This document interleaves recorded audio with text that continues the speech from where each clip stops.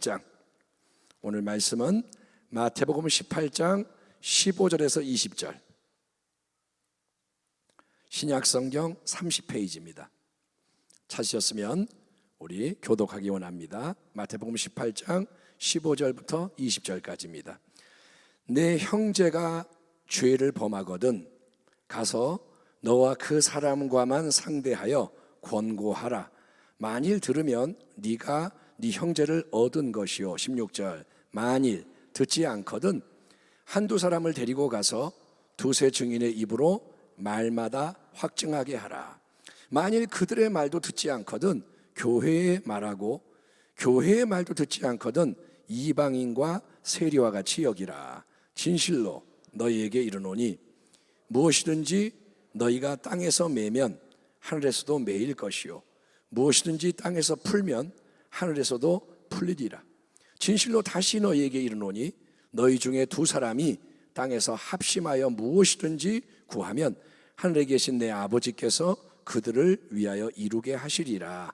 두세 사람이 내 이름으로 모인 곳에는 나도 그들 중에 있느니라. 아멘 합시다. 아멘. 오늘 철야 예배를 통해서 네 형제가 죄를 범하거든, 이런 제목으로 하나님 말씀을 나누고 기도하겠습니다. 사랑하는 성도 여러분, 지난 주일 예배 또 수요 예배를 통해서 우리는 성경적인 용서의 진리에 대해서 말씀을 나누고 있습니다. 용서, 다시 한번 말씀드리지만 뭐냐? 지은 죄나 잘못에 대해서 꾸짖거나 벌을 주지 않고 너그럽게 봐주는 거다. 너그럽게 받아들이는 거다. 용서에는 첫째, 하나님이 우리에게 먼저 베푸신 무한한 용서, 1만 달란트 수조 원에 해당하는 갚을 수 없는 죄의 빚을 탕감해 주시는 용서가 있습니다. 하나님의 그 용서가 모든 용서의 기초와 원천이 되는 줄 믿습니다. 예수님의 십자가, 그 십자가는 하나님의 영원한 사랑과 긍휼을 증거하고 있습니다. 따라하겠습니다. 하나님이 용서해 주셨습니다. 그게 뭐냐? 우리의 삶의 중심이 되는 거예요. 아멘. 첫째는 하나님의 용서, 둘째는 용서가 뭐냐? 내가 나에게 범죄한 사람에게 기꺼이 베풀어줘야 하는 100데나리온 탕감의 용서입니다. 거저 받은 하나님의 용서, 1만 달란트 공짜로 용서받았으니 이제 그걸 기억하고 감격할 때, 와, 하나님 감사합니다 할 때 우리는 남이 나에게 잘못한 상대적으로 작은 거를 기꺼이 용서해 줄 수가 있고 용서해 해야 하는 것입니다. 그래야 하나님으로부터 선물된 이 용서의 축복이 계속 흘러 넘쳐나게 된다고 성경이 증언합니다. 하나님이 용서하신 걸 받아서 나도 용서하라. 세 번째는 우리가 내가 남에게 잘못한 것에 대해서도 깨닫는 즉시 용서를 구하고 용서를 받아야 하는 것입니다. 아멘. 남이 죄 지은 거 용서해 주고 나도 용서를 받아야 돼요. 그래야만 관계가 회복이 되는 것입니다. 아멘. 예, 어떤 사람이 남에게 해를 끼쳤어요. 근데 하나님한테 내가 기도했어요. 하나님 나 용서해 줬다. 그래서 이 사람은 고통받아가지고 괴로워하고, 그런데 만났더니 나 하나님 용서해 줘서 나는 자유해. 그러면 이 사람은 뭐가 되냐 이거예요. 그래서 그 사람이 시험에 들고 하나님을 버리게 되는 거예요. 나는 고통스러운데 저 사람은 뭐 용서받았냐. 그러니까 여러분, 용서는 다 연결이 되는 겁니다. 자, 근데 기독교의 중심이 되는 이 용서의 진리가 참 중요하지만 그게 남용되면 안 됩니다. 용서가 남용되면 안 돼요. 용서의 진리를 남용하는 게 뭐냐? 만약에 여러분, 자, 뭐든지 내가 잘못한 거는 은혜로 용서받을 수 있으니까 계속 죄를 져도 상관이 없다. 죄를 져도 용서만 받으면 더 이상 문제가 안 되니까 나는 구태여 내 삶을 애써 바꾸지 않고 그냥 지금처럼 내 마음대로 살련다. 자, 그런 나를 부디 너그럽게 용납하고 언제든지 용서가 필요할 때면 즉시 용서해 달라. 여러분, 누가 만약에 그렇게 주장을 한다면 당신에게 와서 나는 용서받으면 되니까 용서해 주세요, 이렇게 한다면 어떻습니까? 그 사람 말이 옳은가요? 그 사람이, 아니 성경에서 예수님이 형제를 7번씩 70번까지도 사랑하라고 용서하라고 말씀하지 않았냐? 그러니 내가 아무리 잘못하고 또 잘못하고 또 잘못해도 나를 용서해 달라. 그게 예수님의 말씀대로 행하는 거 아니냐? 당신 예수님을 믿으니까 나 용서해 줘 달라. 여러분, 이렇게 어떤 사람이 나에게 다짜고짜 요구해 온다면 자기는 죄를 짓고 사는데 용서 받겠다, 그렇게 하면 여러분 무조건 다 받아주고 계속 용서해야 하는 건가요? 나는 너무나도 힘든데, 억울하고 괴로운데 나는 무조건 용서를 해야 되고 그 사람은 마음대로 계속 악을 행해도 어쩔 수 없다는 건가요? 여러분, 이거를 다르게 빗대어 생각을 해보면 도움이 됩니다. 자, 만약에 아이가 막무가내로 때를 쓴다면 그걸 다 계속 받아주고 원하는 대로 해주는 게 사랑과 지혜일까요? 아이가 상처받으면 안 되잖아요. 아이가 기죽으면 안 되잖아요. 얘가 뭘 원하고 행하든 다 오냐 맞춰주고 칭찬해주고 그러면 당장은 아이가 좋아하겠지만 그거는 뭡니까? 아이를 망치고 나중에 돌이킬 수 없는 공경에 처하게 만드는 겁니다.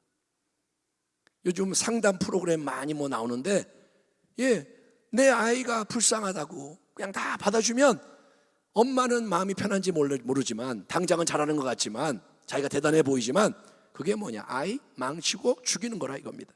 그래서 참된 사랑은 아이에게 필요한 훈육을 반드시 해줘야 됩니다. 아멘. 훈육이 안 들어가면 그건 사랑이 아닌 거예요. 또 어떻습니까? 남편이 아주 막 나가는 나쁜 남편이라서 아내에게 무리한 요구를 계속하고 폭력을 행사하는데도 그거를 무조건 참아주고 당해주는 게 옳을까요? 남편 사랑해야 되니까 남편이 욕하면 욕 다 먹고 때리면 다 맞고 그러다가 죽으면 되는 건가요? 아닙니다. 그런 관계상이 지속되면 반드시 모두가 파멸을 피할 수 없기 때문에 여러분 무조건 받아주고 따라주는 게 능사는 아니라는 거죠. 그러므로 용서의 진리에 대해서도 우리는 성경의 여러 말씀에 기초해서 균형 잡힌 입장을 취해야 하는데, 물론 여러분 용서는 하나님의 뜻이요 사랑의 역사입니다. 하지만 마음대로 죄를 지을 수 있는 면죄부로 용서가 남용돼서는 안 된다는 것입니다. 그런 맥락에서 오늘 마태복음 18장 말씀이 참으로 중요한 말씀입니다. 자, 여기서 예수님은 네 형제가 죄를 범하거든 이런 도입으로 문제의 상황을 제시하십니다. 네 형제가 죄를 범하거든. 어떤 사본을 보면 이 구절이 네 형제가 너에게 죄를 범하거든 이렇게 써 있기도 하는데, 어쨌든 상황은 뭐냐? 모르는 사람, 남이 아니라 특별히 나의 형제라고 불리는 믿음의 식구나 가까운 자가 나와 관련해서 죄를 지은 거를 내가 알게 된 거예요. 나에게 누가 죄를 졌어요. 자, 형제가 내게 죄를 졌다. 그러니까 예수님이 그래, 네가 그 사람을 용서하면 된다. 너만 참으면 된다. 너만 희생하면 모든 게 끝나고 평화가 유지된다 라고 말씀하지 않으십니다. 형제가 죄를 졌으니까 그래 용서하면 끝난다 이렇게 말하지 않으세요. 오늘 15절을 보면 네 형제가 범죄하거든 가서 너와 그 사람과만 상대하여 권고하라. 만일 들으면 네가 네 형제를 얻은 것이요. 그러니까 예수님은 네 형제가 범죄한 게 너와 상관이 있는 상황에서 너는 그 사람을 홀로 찾아가서 1대1로 대면하며 권고해라 라고 명하시는 거예요. 한번 따라합니다. 1대1로 권고해라. 여기서 권고해라 라고 번역이 된 헬라어 동사 엘렌코는 그냥 가볍게 충고해라, 가볍게 조언을 해라 이 뜻이 아니고 죄를 폭로함으로써 그 사람이 수치심을 느끼고 깊이 깨닫도록 꾸짖는다, 책망을 한다는 의미입니다. 권고하는 게 뭐냐? 죄를 드러내고 그 사람을 책망하는 거예요. 물론 이러한 죄의 지적, 책망은 상대방을 미워해서 해하려고 보복하려고 목적이 그게 아니고 그가 자기의 죄를 제대로 깨달아 알게 돼서 회개하도록 마음을 새롭게 하고 변화를 받도록 이끄는 게 목적인 거예요. 아멘. 내가 화가 났으니까 팍 퍼붓는 게 아니라 눈에는 눈, 이에는 이 이게 아니라 그가 죄를 깨닫고 회개하여 변화되도록 하기 위하여 죄를 지적하는 겁니다. 그렇게 해서 범죄한 그 형제가 사랑의 권면을, 1대1의 권면을 겸손히 받아들이게 되면, 내가 잘못했네, 아유 미안해요, 이렇게 돌이키면 네가 네 형제를 얻은 것이요, 즉 그 사람과의 관계가 다시 올바로 정립이 되고 모든 막히고 엉킨 게 해결이 되는 거예요. 아멘. 아멘. 관계가 중요한 거예요. 관계가 새로워지는 거예요. 그러나 만약에 범죄한 형제가 1대1의 그 권면을, 은밀한 권면을 받아들이지 않으면 어떻게 해야 하느냐? 자, 한 번 기회를 줬는데 거부를 했다, 이걸로 그럼 다 끝나는 거냐? 아닙니다. 예수님은 이제 두 번째 스텝이 뒤따라야 한다고 말씀하십니다. 16절, 만일 듣지 않거든 한두 사람을 데리고 두세 증인의 입으로 말마다 확증하게 하라. 일단은 범죄한 형제를 1대1로 은밀하게 권면하는 게 필요합니다. 그것이 하나님 앞에서 은밀하게 깨진 관계 문제를 해결하는 시도입니다. 나 누구 만나러 가, 나 그냥 죄를 좀 지적하러 가, 이러는 게 아니라 조용히 하나님 앞에서 은밀하게 그 사람만 만나는 거예요.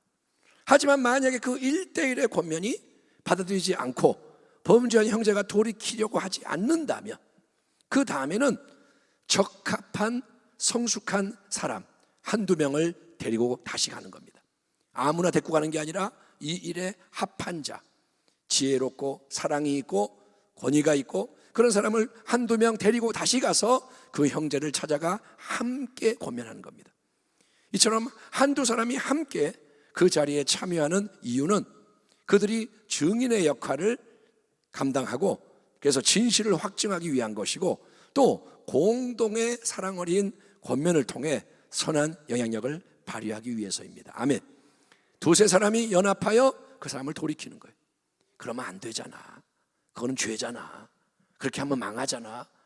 사랑을 담고 권위를 담고 여러 명이 조언을 해주는 거예요. 참, 여기서 만약에 범죄한 형제가 깨닫고 돌이킨다면 좋겠는데, 그게 아니고 두세 사람의 연합된 권면도 또 거부한다. 그러면 어떻게 해야 하느냐? 이에 대해 예수님은 17절에서 세 번째 스텝을 통해서 마지막 기회를 주라고 말씀하십니다. 17절, 만일 그들의 말도 듣지 않거든 교회의 말하고, 교회의 말도 듣지 않거든 이방인과 세리와 같이 여기라.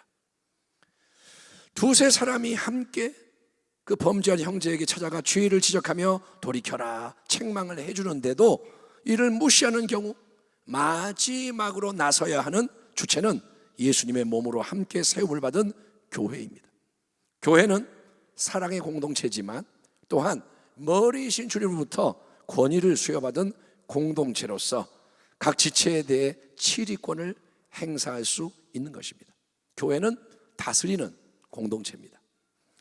그렇기 때문에 1대1의 은밀한 권면, 첫 번째 스텝, 두세 증인의 연합된 권면, 두 번째 스텝, 이거를 거부하는 형제에게 마지막으로 주님의 말씀을 가지고 돌이키라 권면하는 주체는 교회, 즉 교회의 책임 맡은 리더들입니다. 교회 전체가 가지는 않겠죠. 책임 맡은 자들이 연합돼서 가는 겁니다. 만약에 이 단계에서라도 범죄한 형제가 깨닫고 돌이키면 그거는 할렐루야, 모든 게 아름답게 회복되는 거예요. 가장 좋은 거는 1대1 권면에서 회복이 되는 거고, 두 번째로 좋은 거는 형제 몇 사람이 가서 회복되는 거고, 그게 안 되면 세 번째 교회의 권면을 듣고라도 돌이키면 회복이 되는 거예요. 이로 인해 여러 가지 소동이 일어날 수 있겠죠. 교회가 나설 때는 이제 많이 알려지고 혼란도 있고 하지만 주님의 뜻은 잘못된 것을 어떻게든 바로 잡아서 진정한 새로움이 넘쳐나게 하는 것입니다. 그러나 여러분, 이 마지막 단계에서도 범죄한 형제가 돌이키지 않고 자기의 옛삶을 고집하고 저항한다면 그때는 어떻게 해야 하느냐?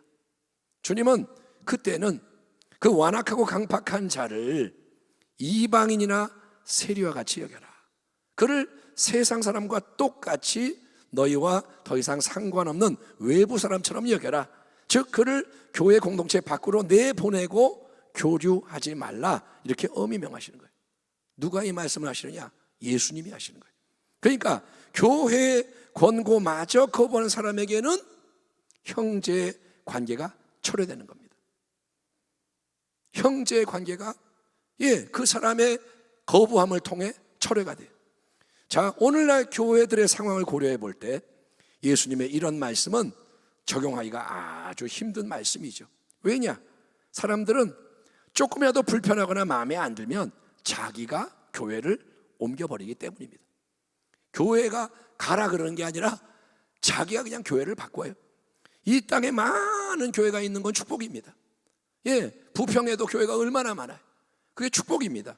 그러나 여러분, 내가 이 집 저 집 여러 음식점 골라다니며 음식을 먹고 평가를 하듯이, 야, 이 집은 맛있네, 이 집은 별로네, 내가 이 집 저 집 마음대로 다니면서 음식 먹고 평가하듯이 교회도 이 교회 저 교회 내 마음대로 왔다 갔다 하며 신앙생활 하는 건 결코 축복이 아닙니다. 자기는 좋다고 은혜 받는다 그러지만 그거는 축복이 아닙니다. 특별히 온라인 예배가 이제 활성화된 시대에 특정한 교회에 아예 소속도 안 되고 수많은 예배와 말씀을 접하는 신앙 형태가 퍼져가고 있습니다. 나는 온라인으로 그냥 예배 드려요. 내가 좋아하는 목사님 말씀 마음대로 듣고 그렇게 예배한다 이거예요. 하지만 나의 개인적인 욕구를 채우는 게 신앙이 아닙니다. 진정한 신앙은 하나님의 나라를 세우기 위해서 나를 부인하고 주님만을 드높이고 따르는 것입니다. 신앙은 신본주의예요. 아멘. 신앙은 내 필요를 채우는 게 신앙이 아니에요. 물론 은혜를 받아야죠. 근데 은혜 받는 게 목적이 아니에요. 나를 부인하고 주님을 높이는 게 신앙이다. 아멘. 그렇게 하려면 신앙이 나 홀로의 개인주의 신앙이 아니라 교회 중심적인 더불어의 신앙, 성숙한 신앙이 되어야 합니다. 사람하고 사는 게 제일 어려워요. 사람이 제일 힘들어요. 그래서 하나님이 훈련시킬 때 사람을 통해 훈련시키는 게 많습니다. 여러분, 교회가 이 사람 떠나갈까 봐, 저 사람 뭐라 그럴까 봐 눈치를 막 보게 되는 거예요. 다 이제 한 명이라도 떠나면 안 되니까, 어려우니까 사람 눈치 보고 비위를 맞추고.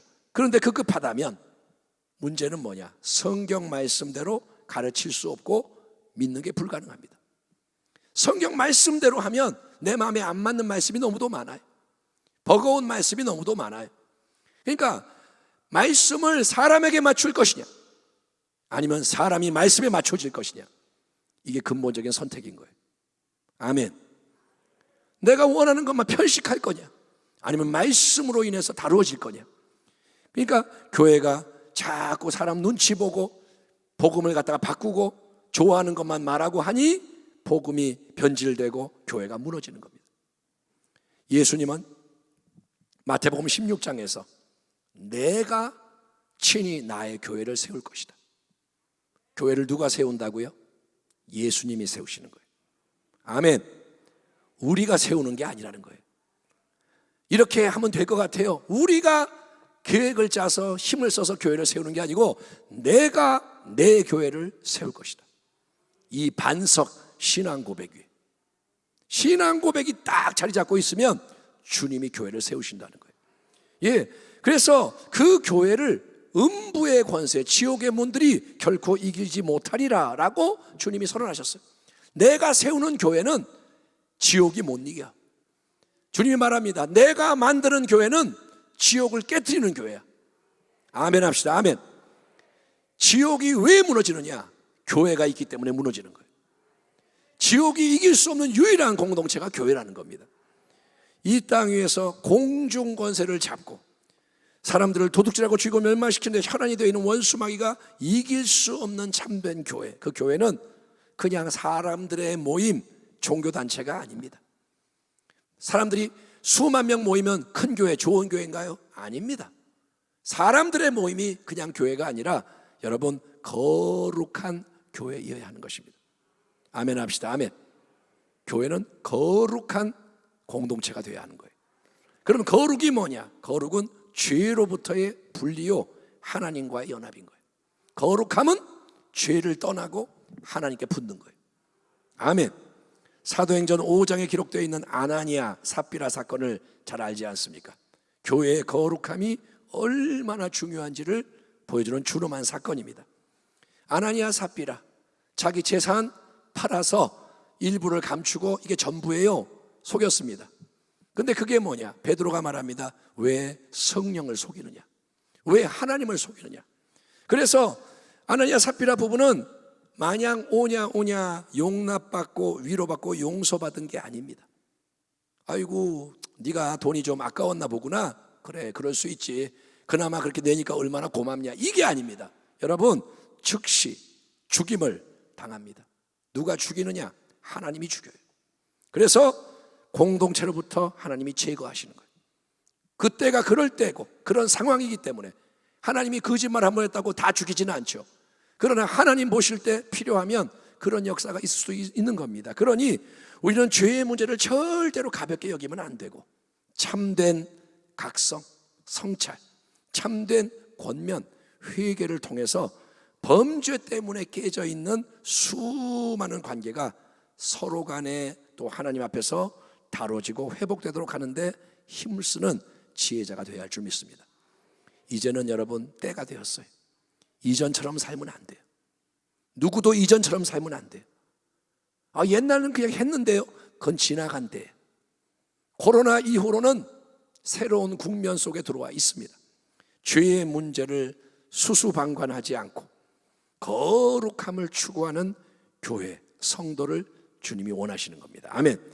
그런 교회와 성도에게 주님이 약속을 주십니다.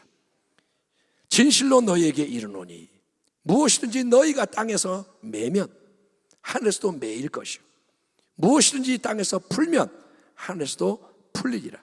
진실로 다시 너희에게 이르노니 너희 중에 두 사람이 땅에서 합심하여 무엇이든지 구하면 하늘에 계신 내 아버지께서 그들을 위하여 이루게 하시리라. 두세 사람이 내 이름으로 모인 곳에는 나도 그들 중에 있느니라. 아멘. 주님이 함께하기 원하시는 거예요. 그런데 거룩한 교회이어야 한다는 거예요. 더없이 중요한 용서의 진리를 남용하면 안 됩니다. 용서함으로 권면하는 곳에는 참된 회개와 회복이 일어나서 거룩한 교회가 일어나야 돼요. 용서는 왜 하느냐? 거룩해지려고 하는 거예요. 아멘. 나는 그냥 옛날처럼 죄 짓고 살고 너만 용서해. 나는 그냥 용서 받을래? 그게 안 된다는 거예요. 70번씩 7번 용서하라고 했으니 그만큼 죄져도 된다는 얘기가 아닙니다. 여러분, 기도와 순종의 능력으로 우리가 빛을 발해야 돼요. 기도할 때 말씀대로 이루어져야 돼요. 아멘. 순종할 때 기적이 일어나야 돼요. 여리고가 무너져야 돼요. 홍해가 갈라져야 돼요. 다시 성경에 계시는 하나님이 세상 속에 나타나셔야 되는 거예요. 그게 그냥 되는 게 아니라니까요. 누군가가 통로가 돼야 한다. 예, 성경의 모든 말씀대로 우리에게 이루어지기를 축원합니다. 특별히 참된 용서와 권면과 회개와 거룩함의 새 역사가 일어날 수 있도록 주님 맞습니다. 우리 가운데 용서를 해야 되고 또 책망해야 되고 바꿔야 할 게 많이 있사오니 성령님 도와주셔서 그것이 이루어지게 하소서. 기도하는 모든 주의 백성에게 예수님의 새 은혜가 풍성히 임하기를 축원합니다. 기도하겠습니다.